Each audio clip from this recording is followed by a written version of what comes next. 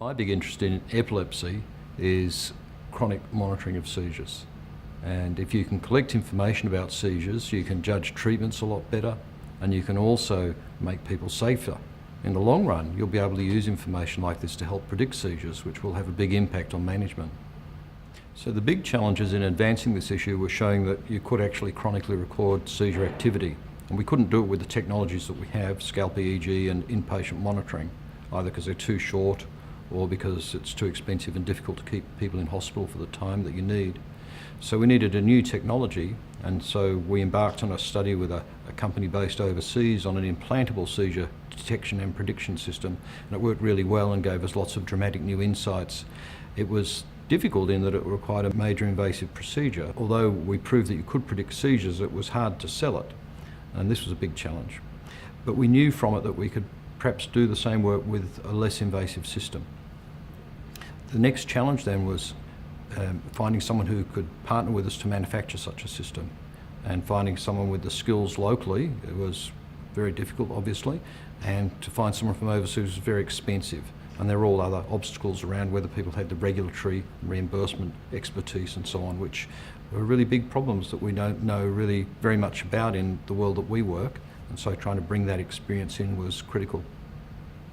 At the Biomedical Institute, all diseases are of interest to us, because what we strive to understand and what we are very good at is understanding the electrical stimulation that occurs in the nervous system of the body.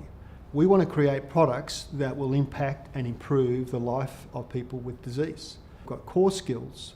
We need to collaborate with many other people with synergistic skills that together creates those outputs. But I guess the thing we're most proud of is a recent collaboration we've been able to put together with Mark Cook and his teams at St Vincent's Hospital, University of Melbourne, and Cochlear, whom we've had a very long-term relation with, to be able to bring Cochlear, St Vincent's, University of Melbourne, and the Biomedical Institute together in a new company called Epi-Minder to be able to develop a unique and groundbreaking device to measure patients' epilepsy symptoms is a huge achievement for us.